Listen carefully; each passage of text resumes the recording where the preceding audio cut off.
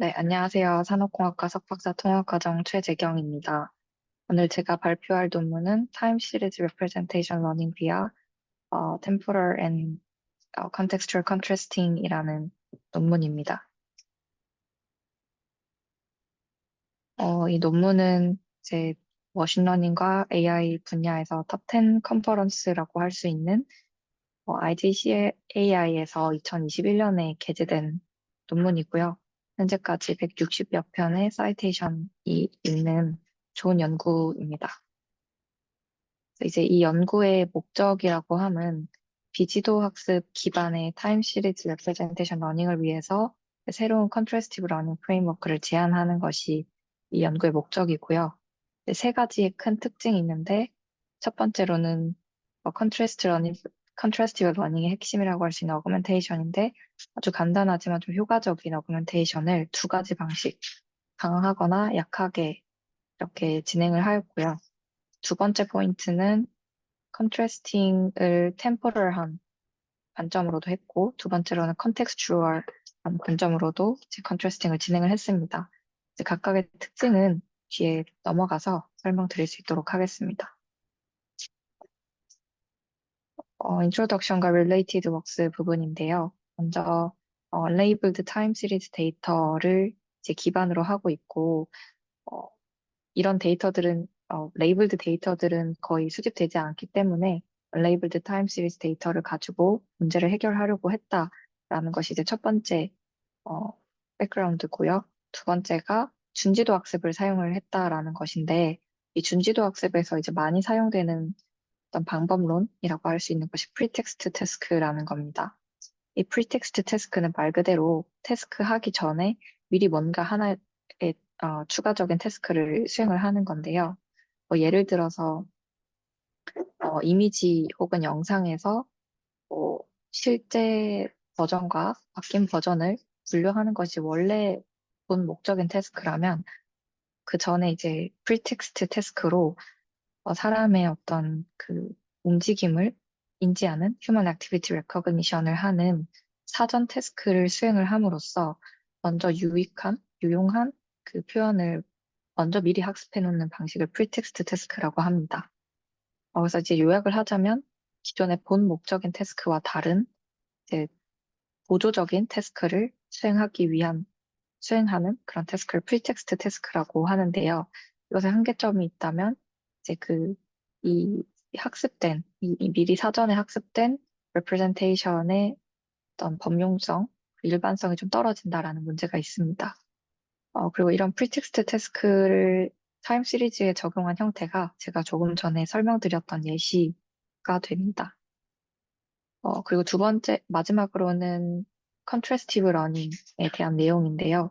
컨트래스티브 러닝은 저희 이전 세미나들에서도 많이 다뤄왔지만, 어그멘테이션 기법들을 활용을 해서 그 어그멘테이션을 통해서도 변하지 않는 어떤 표현 방법들, 들을 학습을 해서 보다 강건한 모델을 만드는 것이 컨트래스티브 러닝이라는 학습 방식인데 주로 이제 이미지 데이터들을 기반으로 되어 오고 있었습니다.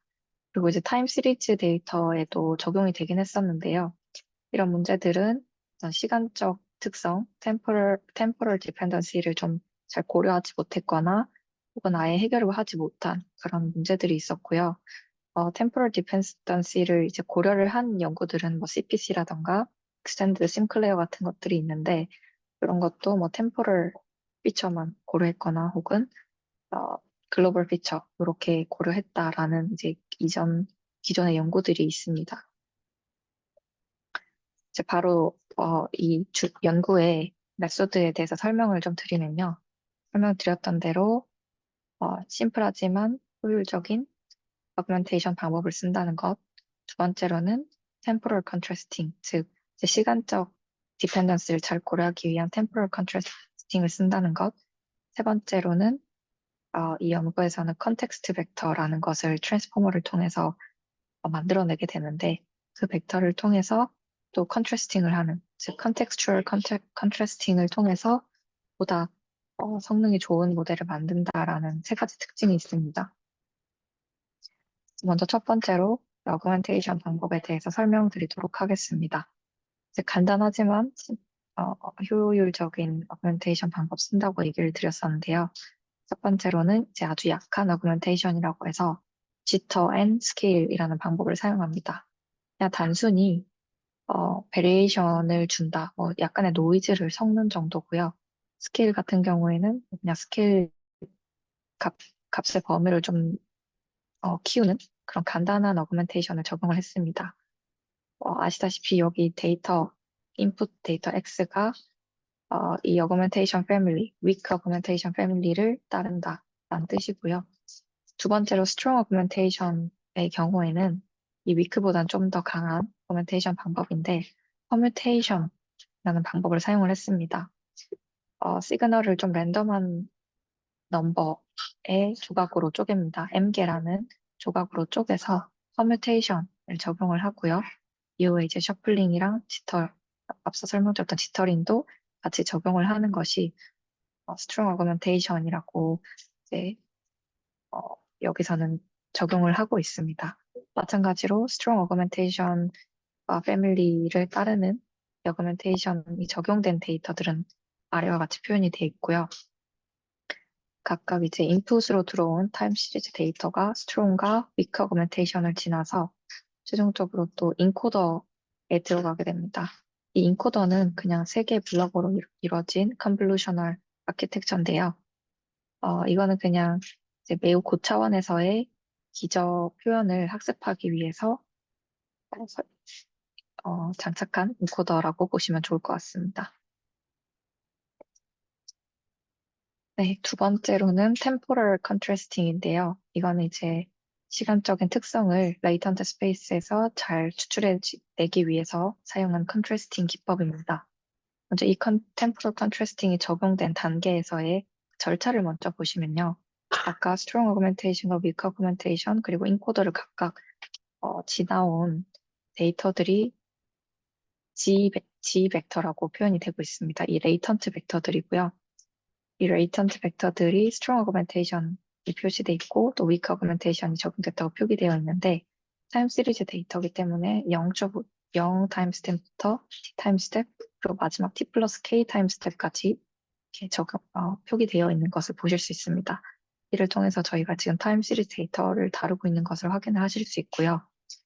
0초부터 t초까지의 이 latent representation, latent 벡터들을 트랜스포머에 넣어서 하나의 컨텍스트 벡터를 만들어내게 됩니다. 그리고 weak augmentation에서도 마찬가지로 동일하게 적용됩니다. 뭐 앞서 다 설명을 드렸는데요. 여기서는 이 트랜스포머를 오토 리그레시브 모델이라고 표현을 하고 있고 0초부터 t초까지의 데이터만 입력으로 받아서 이 컨텍스트 벡터 st라는 값을 계산을 하고 있습니다. 네, 이렇게 이제 t초까지, t 타임 스텝까지의 그 데이터만, 레이턴트 벡터들만 이용을 해서 트랜스포머를 지나쳐서 컨텍스트 벡터를 만들어낸 이유는 그 다음에 있을, 어, 그 다음의 시간 기준으로 미래의 값을 예측하기 위함인데요.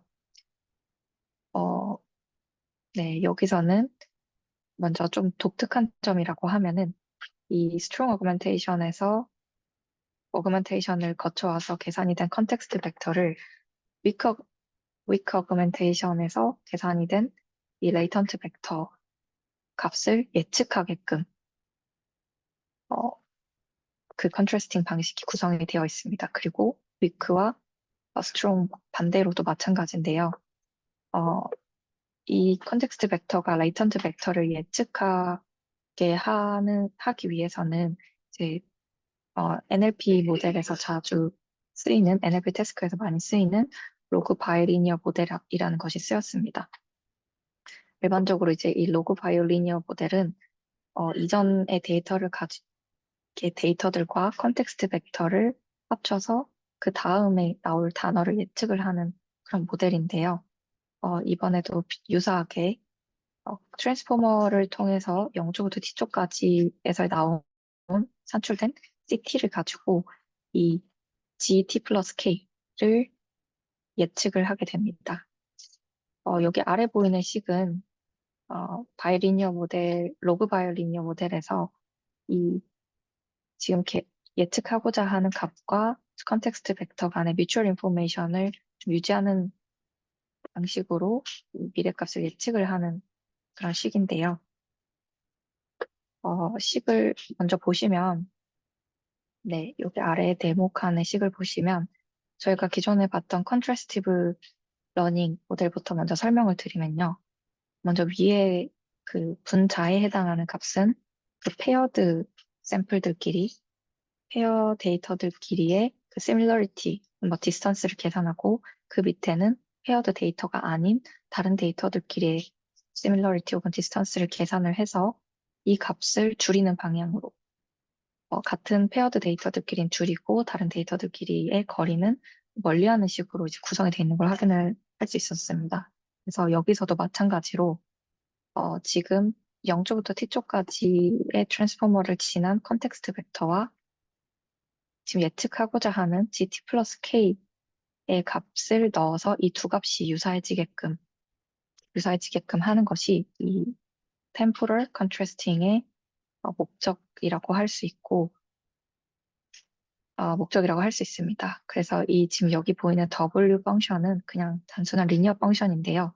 이 CT와 GT 플러스 K의 디멘전이 맞지 않아서 그 디멘전을 단순히 맞춰주기 위한 리니어 펑션입니다. 그래서 이제 특이한 점은 앞서 설명드렸던 것처럼 스트롱 어그멘테이션을 거쳐온 이 컨텍스트 벡터가 위크 어그멘테이션에서 계산된 레이턴트 벡터를 예측한다는 거, 그리고 그 반대로도 적용이 된다는 거. 그래서 이제 이렇게 각각의 식이 만들어질 수 있다는 것을 의미하고요. 서로 이렇게 다른 관점, 즉 크로스 뷰의 프리딕션 태스크를 수행을 함으로써 조금 더 이 컨텍스트를 더 잘 활용을 하고 보다 강건한 타임 시리즈 표현을 학습을 할 수 있다라는 것을 이제 목적으로 하고 있습니다.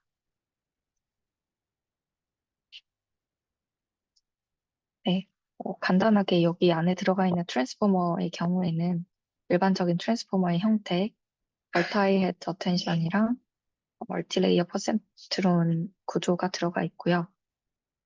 그리고 레지듀얼 커넥션에서 그냥 노멀라이제이션이 추가적으로 더 들어가서 조금 더 안정적인 그레디언트를 가질 수 있게끔 그런 장치가 포함이 되어 있습니다. 그리고 뭐 트랜스포머에서 이제 이 트랜스포머를 거쳐온 이 그 레이턴트 벡터는 G 틸다라고 표현이 되고요. 이 G 틸다와 이 C라는 값을 현재 먼저 해주고, 처음에 컨캣을 해주고요. 그 다음에 멀타이헤드 어텐션과 멀티레이 퍼셉트론을 지나오면서 최종적인 형태의 ECT 컨텍스트 벡터가 계산이 되게 됩니다.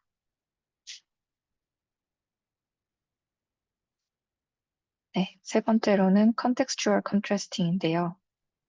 아까 컨텍스트 벡터가 트랜스포머를 지나쳐서 만들어지게 됐는데 템포럴 컨트래스팅을 통해서 서로 다른 뷰의 예측값, 미래값을 예측하게끔 이미 기존에 학습이 되어 있었습니다. 그래서 이렇게 미래의 값을 예측할 수 있게 설계된 로스 펑션을 기반으로 만들어진 이 컨텍스트 벡터를 가지고 이 두 개의 컨텍스트 벡터의 시밀러리티를 계산을 하게 됩니다. 각각 다른 어그멘테이션에서 왔기 때문에 이 N개의 컨텍스트 벡터가 생기게 되고요. 만약에 동일한 그 타임에서 동일한 이제 0초부터 t초까지의 시간에 대해서 다르게 어그멘테이션 된 데이터들은 이제 paired 데이터, positive paired 데이터라고 이제 표현을 해서 그 값들끼리의 similarity는 낮추는 방향으로 나머지의 positive pair 데이터가 아닌 negative paired 데이터는 서로 거리가 멀어지게 하는 방향으로 한 번 더 이제 컨트래스팅을 진행을 하게 됩니다. 이 이 로스 펑션의 경우에는 컨텍스트 벡터에 적용이 되는 컨트래스팅이 방식이기 때문에 contextual contrasting이라고 하고요. 한 번 더 이 데이터들이 컨텍스트 벡터가 같은 형태인지 아닌지, 그러니까 같은 T에서 온 건지 아닌지를 확인하는 그런 단계이기 때문에 discriminative 하다라고 얘기를 하고 있습니다.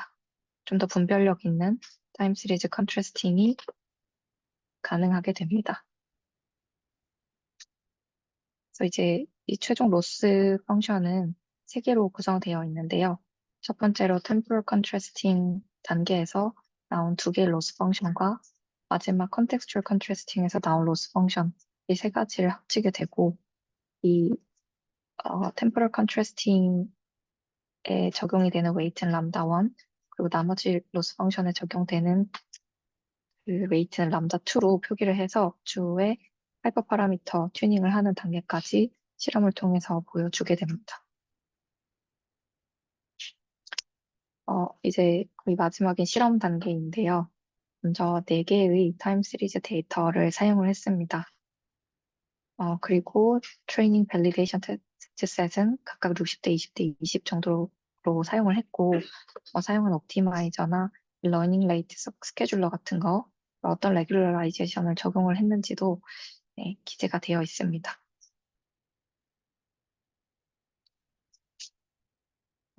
이제 첫 번째 비교 실험 같은 경우에는 다른 컨트래스티브 러닝 기반 혹은 뭐 세미 슈퍼바이스드 기반의 혹은 슈퍼바이스드 러닝 기반의 모델들과 비교했을 때 성능을 이제 보여주는 차트인데요. 먼저 보시면은 이제 슈퍼바이스드 러닝 지도학습 기반의 모델을 가지고 실험한 결과이고 두 번째가 세미 슈퍼바이스드 안에서도 프리텍스트 태스크를 적용한 그런 모델이고 마지막이 컨트래스티브 러닝을 적용한 모델들입니다. 그래서 총 이제 여기서는 세 개의 데이터셋에 적용을 했고요. 그리고 이제 제일 마지막 레이어의 경우에는 그 클래시파잉 역할을 하는 MLP를 단순하게 넣었습니다. 그래서 이제 모든 데이터셋들 중에서 이제 두 개의 데이터셋에서 지금 제안하는 타임 시리즈 temporal and contextual contrasting 방법이 매우 우수한 성능을 보였고 슈퍼바이스드 러닝의 방식과도 이제 거의 유사한 수준의 성능을 보인 것을 확인을 할 수 있었습니다. 그리고 이 컨트래스티브 러닝이 프리텍스트 러닝보다 우수한 성능을 보이는 걸 확인할 수 있었고요. 이 CPC와 심클레어를 비교하는 이유는 CPC는 이제 컨트래스티브 러닝인데 타임 시리즈 템포럴 디펜던스를 고려한 모델이기 때문에 이런 템포럴 피처가 타임 시리즈 데이터에서는 정말 중요하게 고려되어져야 한다. 그 성능으로도 드러난다라는 네, 비교 실험을 진행을 했습니다. 두 번째로는 세미 슈퍼바이스드 트레이닝인데요. 레이블드 데이터의 비율을 1%에서부터 100%까지 바꿔가면서 어, 성능 비교를 한 실험입니다. 그래서 비교를 한 모델은 슈퍼바이스드 모델과 제한하는 모델, 파인 튜닝을 한 제한하는 모델 두 가지 모델이고요. 먼저 슈퍼바이스드 모델 같은 경우에는 1% 전체 데이터의 1%밖에 되지 않는 레이블 데이터를 사용했을 때 당연히 성능이 낮게 나오고요. 100%의 레이블드 데이터를 가졌을 때는 모두 성능이 좋게 나오는 걸 확인할 수 있었습니다. 그런데 이제 좀 눈여겨볼 만한 결과는 이 제안하는 TSTCC 연구가 그 컨트래스티브 러닝, 세미 슈퍼바이스드 혹은 언슈퍼바이스드 러닝 기반의 학습 방식이기 때문에 보시면은 한 10% 정도의 레이블 데이터만 가지고 또 나머지 90%는 또 당연히 학습에 사용을 해서 이제 그 이 템포럴 리프레젠테이션을 학습하는 데 더 사용을 했을 건데요. 그래서 10% 정도의 레이블 데이터만 가지고도 슈퍼바이스드의 100% 레이블드 데이터를 다 활용했을 때와 성능이 유사한 것을 이제 확인을 하실 수 있습니다. 그리고 이제 세 번째 실험은 트랜스퍼 러닝 익스페리먼트인데요.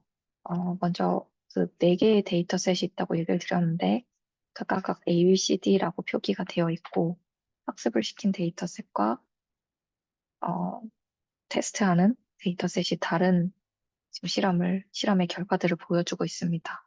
왼쪽에 있는 것이 소스 도메인, 즉 학습시킨 데이터셋이고 뒤에 있는 것이 타겟 도메인, 즉 테스트에 사용한 데이터셋입니다. 그래서 당연히 어, 학습하는 데이터셋과 테스트한 데이터셋이 다르기 때문에 성능이 안 좋게 나올 수밖에 없지만 이제 제안하는 TSTCC 모델의 경우에는 그래도 이제 어그멘테이션을 통해서 좀 더 강건한 표현들을 학습을 했기 때문에 슈퍼바이스드 모델보다는 비교적 나은 성능을 보이고 혹은 뭐 비슷한 수준의 성능을 보이는 것을 확인할 수 있었습니다. 그리고 네 번째로는 이제 어블레이션 스터디인데요. 여기서는 템포럴, 어그멘테이션 방식도 두 가지를 썼고, 템포럴 컨트래스팅도 썼고, 컨텍스추얼 컨트래스팅도 썼기 때문에 그런 어떤 컴포넌트들에 대한 어블레이션 스터디를 진행을 한 것 같습니다. 그래서 먼저 첫 번째로는 크로스 뷰 프리딕션을 사용하지 않았다. 그리고 same augmented view를 썼다라는 걸 봤을 때, 어, 네, 그 어그멘테이션을 두 가지를 적용하지 않고 하나만 적용한 결과이고요. 두 번째는, 두 번째는 이 두 가지 어그멘테이션을 모두 사용했을 때의 결과이고, 세 번째는 네, 제안하는 연구 그대로인데, 이 2번과 3번의, 그 1, 2번과 3번의 차이는 컨텍스추얼 컨트래스팅이 적용되지 않았다라는 거. 그게 차이입니다. 그리고 네 번째 같은 경우에는 어그멘테이션 쓰긴 썼는데 위크하거나 스트롱 둘 중 하나에만 이제 적용한 그런 모델입니다. 그래서 이제 각각 1, 2, 3번, 4번으로 표기를 했고요.